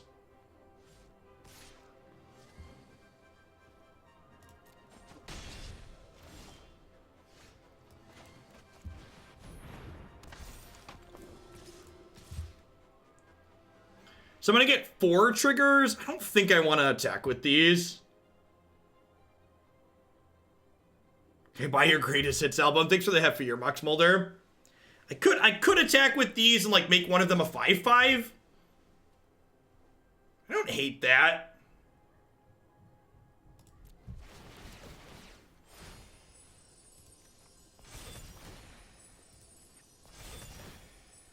Oh yeah, make it a 4/4? Yeah, that's probably reasonable.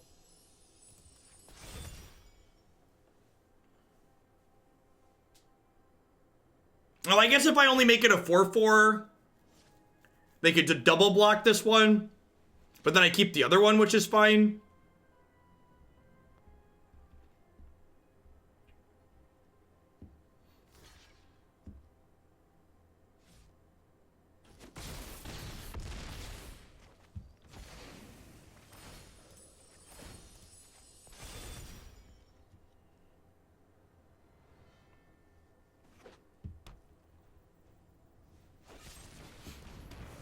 She's dead, Jim.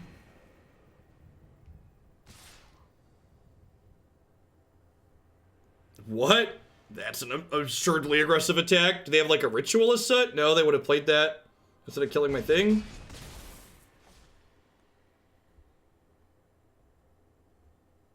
What do they have here? They have another removal spell?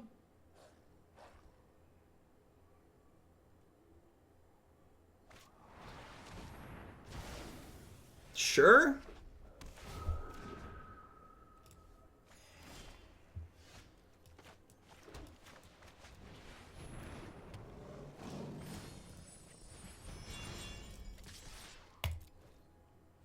Their attack seemed pretty loose last turn.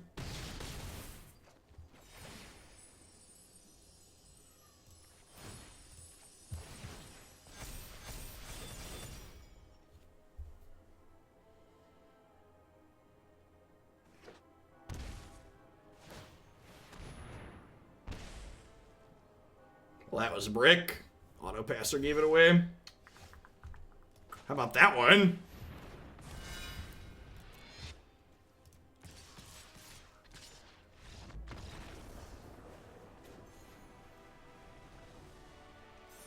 I like this archetype a lot.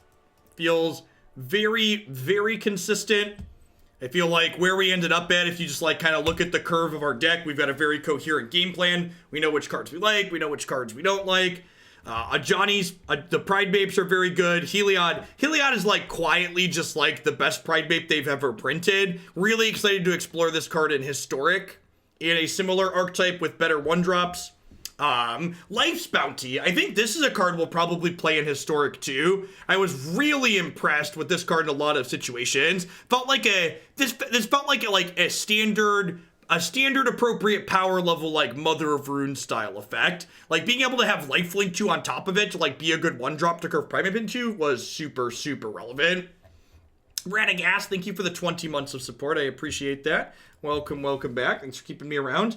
Up next, we're going to be playing some Devotion Citadel here. So we're going to play some Gray Merchants here for the first time, along with some Ayara, the first of Lockwane. I'm going to hit a quick ad roll while I get set up to flip over to this deck. Thanks everyone for hanging out today. Don't go anywhere. We got plenty of more thorough standard action coming up.